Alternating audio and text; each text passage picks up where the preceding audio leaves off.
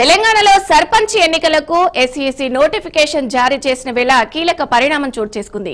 పంచాయతీ ఎన్నికల రిజర్వేషన్లు సవాలు చేస్తూ హైకోర్టులో పిటిషన్లు దాఖలయ్యాయి. బీసీ జనాభా ఆధారంగా రిజర్వేషన్లు కేటాయించలేదంటూ పలువురు గ్రామస్తులు ఇవాళ పిటిషన్లు దాఖలు చేశారు.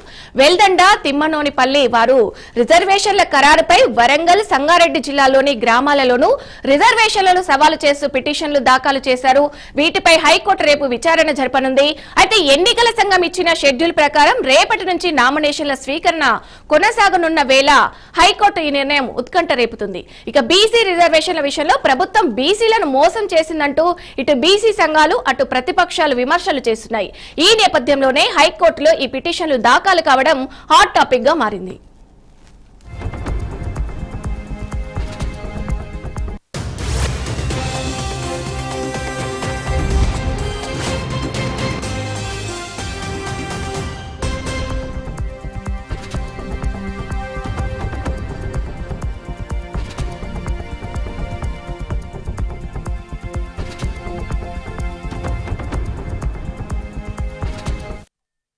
తెలంగాణలో సర్పంచ్ ఎన్నికలకు ఎస్ఈసీ నోటిఫికేషన్ జారీ చేసిన వేళ కీలక పరిణామం చోటు చేసుకుంది. పంచాయతీ ఎన్నికల రిజర్వేషన్లను సవాలు చేస్తూ హైకోర్టులో పిటిషన్లు దాఖలయ్యాయి. బీసీ జనాభా ఆధారంగా రిజర్వేషన్లు కేటాయించలేదంటూ పలువురు గ్రామస్తులు ఇవాళ పిటిషన్లు దాఖలు చేశారు. ఇక ఇదే విషయానికి సంబంధించి మరింత సమాచారం మా ప్రతినిధి సుప్రియ అందిస్తారు. సుప్రియ, చెప్పండి. విజయ స్థానిక సంస్థల ఎన్నికలు జీవోకు విడ్డూరంగా చూస్తే రిజర్వేషన్లు కేటాయిస్తున్నట్టు హైకోర్టులో పలు పిటిషన్లు దాఖలై వేరువేరుగా దాఖలైన 9 పిటిషన్ పై జస్టిస్ పి మాధవిదేవి విచారణ చేపట్టారు. రాష్ట్ర వ్యాప్తంగా బీసీ రిజర్వేషన్లు 17% మించడం లేదని సంగారెడ్డి జిల్లా ఆందోళన మండలం రామసలపల్లికి చెందిన మాజీ సర్పంచ్ ఆగమయ్య అనే వ్యక్తి పిటిషన్ దాఖలు చేశారు. అయితే సంగారెడ్డి జిల్లాలో మొత్తము 613 గ్రామ పంచాయతీలు ఉండగా 117 సర్పంచ్లను మాత్రమే బీసీలకి కేటాయించారని పిటిషనర్ న్యాయవాది కోర్టుకు తెలిపారు. అయితే ఈ మేరకు జిల్లా కలెక్టర్ గెజెట్ 43ను జారీ చేశారని వాదించారు. దీని ప్రకారం బీసీ రిజర్వేషన్లను 19% మాత్రమే ఉన్నాయన్నారు. అయితే రాష్ట్ర వ్యాప్తంగా చూస్తే సర్పంచ్లకు బీసీ రిజర్వేషన్లు 17% ఉన్నాయని అయితే ప్రభుత్వం తీసుకొచ్చిన జీవో 46 విరుద్ధంగా ఈ రిజర్వేషన్ ఉన్నాయని కూడా చెప్తున్నారు. అయితే సంగారెడ్డి కలెక్టర్ జారీ చేసిన గెజిట్ ను రద్దు చేసి రిజర్వేషన్లను మళ్ళీ కేటాయించాలని అయితే కల్వకుర్తి నియోజకవర్గంలో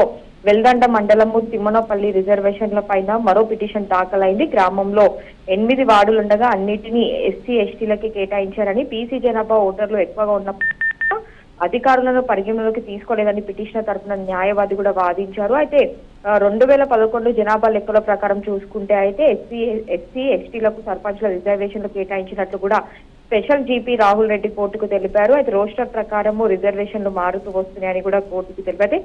2011లో జనాభా తప్పుకున్నట్లు పిటిషనర్ తరఫున న్యాయవాది వాదిస్తున్నారని దీనికి కేంద్రమే సమాధానం చెప్పాల్సి ఉందని కూడా రాహుల్ రెడ్డి వాదించారు. అయితే ఇరువైపులా వాదనలు విన్న హైకోర్టు తదుపరి విచారణ రేపటికైతే వాయిదా వేసింది. ఇంకా గ్రామ పంచాయతీ ఎన్నికల్లో ఎలాంటి లోటుపాట్లు లేకుండా నిర్వహించాలని అధికారులను రాష్ట్ర ఎన్నికల కమిషనర్ రాణి కుమిదిని కూడా దిశానిర్దేశం చేసినట్టు కూడా తెలుస్తుంది. అయితే కలెక్టర్లు, పోలీస్ కమిషనర్లు, ఎస్సీ ఎస్టీల ఇతర జిల్లా ఉన్నత అధికారులతో రాణి కుమిదిని వీడియో కాన్ఫరెన్స్ నిర్వహించారు. అయితే ఈ రోజు ప్రారంభమైన నామినేషన్ల ప్రక్రియతో పాటు భద్రతా పోలింగ్ నిర్వహణ పైన కూడా ఎస్సీసీ చర్చించారు. ఎన్నికల నియమాన్ని చూసుకుంటే కూడా పగడ్బందీగా అమలు చేయాలని కూడా రాష్ట్ర ఎన్నికల కమిషనర్ దీనిపైన ఒక క్లారిటీ ఇచ్చారు. అయితే అదనపు డీజీ మహేష్ భగవత్, పంచాయతీ రాజ్ డైరెక్టర్ సృజన తదితరులు కూడా దీంట్లో పాల్గొన్నారు. ఇంకా మొత్తంతో చూసుకుంటే అయితే పంచాయతీ ఎన్నికలు 3 విడతల్లో డిసెంబర్ 11, 14, 17 తేదీలలో నిర్వహించేందుకు తెలంగాణ ఎన్నికల సంఘము మంగళవారం నిన్న షెడ్యూల్ విడుదల చేసింది. అయితే ఉదయం 7 నుంచి